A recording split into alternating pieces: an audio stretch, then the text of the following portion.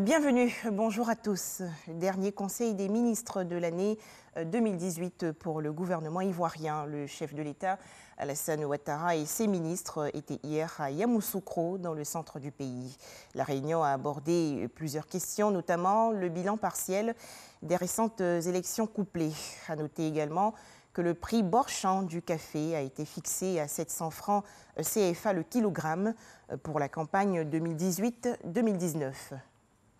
Le Rwanda veut renforcer l'axe Abidjan-Kigali. Et pour atteindre cet objectif, son président Paul Kagame effectue aujourd'hui une visite d'État de 48 heures ici en Côte d'Ivoire. À noter qu'il existe déjà des accords entre la Côte d'Ivoire et le Rwanda. On en parle justement avec Mahama Traoré. La Côte d'Ivoire et le Rwanda, deux pays hier touchés par des crises militaro-politiques, mais aujourd'hui cités en exemple sur le continent pour leurs performances économiques. En 2017, le Rwanda, État de l'Afrique de l'Est, comptant 12,2 millions d'habitants, a connu un taux de croissance de 6,1%. La Côte d'Ivoire, elle, a confirmé son embellie économique de ces dernières années avec 7,8% de taux de croissance. Ces deux pays doivent ces performances au leadership de leurs chefs d'État que sont les présidents Alassane Ouattara de Côte d'Ivoire et Paul Kagame du Rwanda, mais surtout aux réformes économiques entreprises par leurs gouvernements respectifs, réformes marquées par l'amélioration continue du climat des affaires. Sur le plan de la coopération bilatérale, les deux pays ont encore du chemin à parcourir, bien que liés par un traité d'amitié de coopération et un accord de coopération culturelle, technique et scientifique signé le 30 janvier 1985, les échanges économiques et commerciaux demeurent faibles. En 2017, ils ont seulement échangé 81 millions de francs CFA de marchandises, dont 79 millions d'exportations pour la Côte d'Ivoire.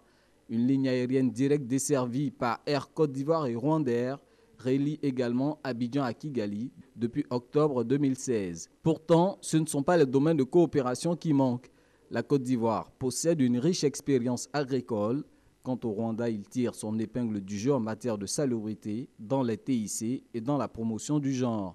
En clair, des liens à renforcer pour le bien-être des peuples ivoiriens et rwandais, perspective prometteuse avec la visite d'État en Côte d'Ivoire du président Paul Kagame.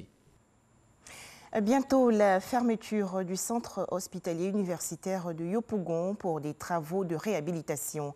Annonce faite par le ministère de la Santé et de l'Hygiène publique lors des journées portes ouvertes organisées par le collectif des chefs de service du CHU de Yopougon. Il s'agissait de présenter au grand public les différents pôles de compétences qui existent dans cet établissement sanitaire.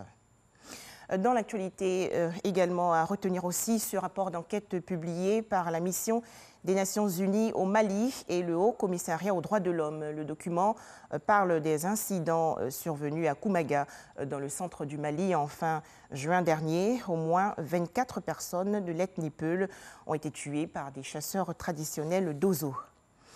À Madagascar, c'est aujourd'hui jour de vote pour le second tour de la présidentielle. Plus de 10 millions d'électeurs sont appelés aux urnes pour choisir soit le candidat Andry Rajoel, soit Marc Ravalomanane. En Allemagne, un projet de loi sur l'immigration de travailleurs qualifiés doit être adopté aujourd'hui en Conseil des ministres pour la première fois donc. Et pour faire face au vieillissement de sa population, le pays va se doter d'un texte pour recruter une main-d'œuvre qualifiée étrangère.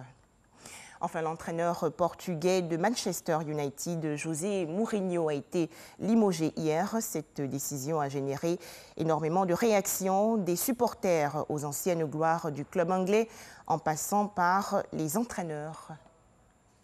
Voilà, merci de nous avoir suivis. 13 h, le prochain retour de l'information.